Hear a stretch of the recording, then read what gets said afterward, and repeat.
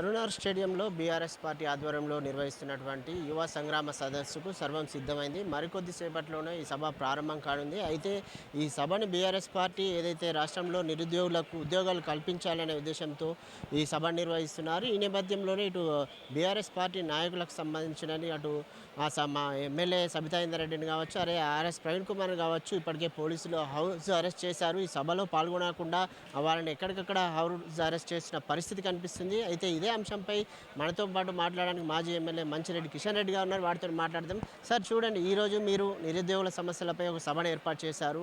ఈ సభ ద్వారా ఏం చెప్పబోతున్నారు? 31 మాసాలైంది కాంగ్రెస్ ప్రభుత్వం, రేవంత్ రెడ్డి ప్రభుత్వం వచ్చి.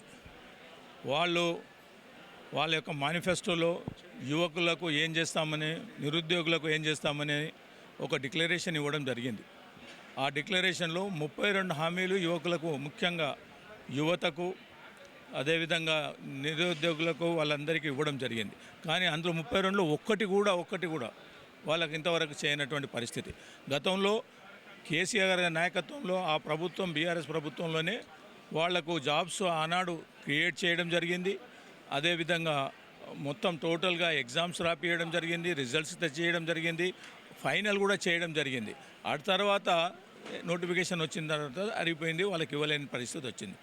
అవే జాబ్స్ తీసుకొచ్చి ఇప్పుడు మేము ఇచ్చినామని అబద్ధాలు ఆడుతూ ఉన్నాడు. గతంలో అబద్ధాలు ఆడిండు, మోసం చేసిండు, ప్రజలను, యువకులను మోసం చేసిండు, రైతులను మోసం చేసిండు, రైతు కూలీలను మోసం చేసిండు. ప్రతి ఒక్క సెక్షన్లో ఉన్నటువంటి వాళ్ళందరికీ కూడా మోసం చేసే ప్రభుత్వంలో రావడం జరిగింది. వచ్చిన తర్వాత ఏదైనా న్యాయం చేశారా అనే ఆలోచన చేస్తే ఇంతవరకు ఏది చేయలేదు. 31 మాసాలు మేము టైం కూడా ఇవ్వడం జరిగింది.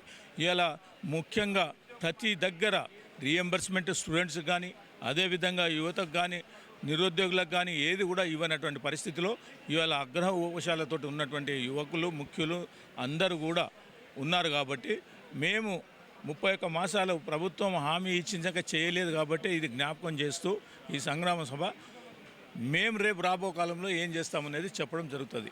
అందుకే విషయంలోనే ఇవాళ యువకులను సమాయత్తం చేయడం జరుగుతుంది. 10 ఏళ్ళు బీఆర్ఎస్ నాయకులు అధికారంలో ఉన్నారు. అప్పుడు పట్టించుకొని నిరుద్యోగులను పట్టించుకొని బీఆర్ఎస్ నేతలు ఇప్పుడు ఇదే నిరుద్యోగులపై ముసలి కన్నీరు కారుస్తున్నారు.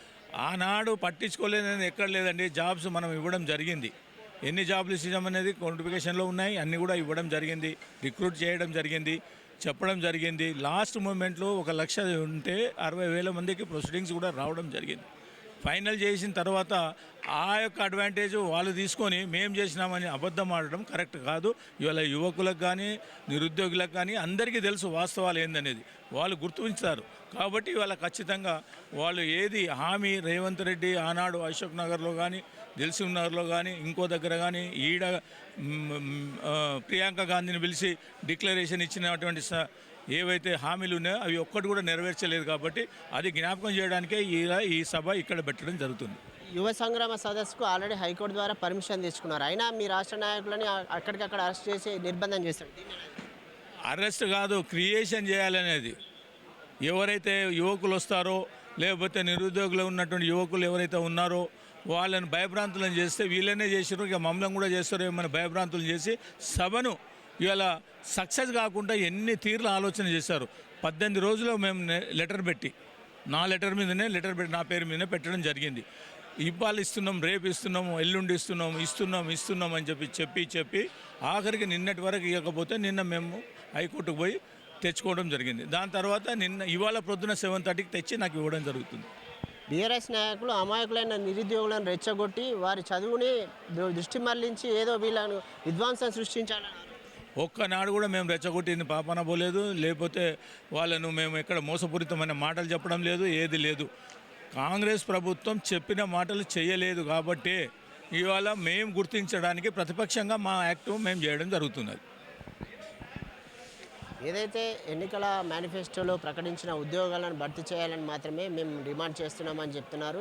అయితే ఈ సంగ్రామ సదస్సుకు ఇప్పుడే హైకోర్టు పర్మిషన్ ఇచ్చినా ఎక్కడికక్కడ రాష్ట్ర నాయకులని నిర్బంధించడం ఇది సరైన పద్ధతి కాదని చెప్పి ఏదైతే రాష్ట్ర నాయకులను నిర్బంధిస్తూ ఇక్కడ వచ్చే ఏదైతే నిరుద్యోగులు ఉన్నారో వాళ్ళని భయభ్రాంతులకు సృష్టించే విధంగా ప్రభుత్వం వ్యవహరిస్తుందని చెప్పి ఏదేమైనప్పటికీ సభ ద్వారా ఆ ప్రభుత్వాన్ని డిమాండ్ చేస్తున్నామని చెప్పి మీరు ఇచ్చిన హామీ ప్రకారం అన్ని ఉద్యోగాలను భర్తీ చేసే వరకు మా పోరాటం కొనసాగుతుందని చెప్పి చెప్తున్న పరిస్థితి కనిపిస్తుంది. కెమెరా పర్సన్ నరేష్తో దుమ్మాజీ నవీన్, సరుణ.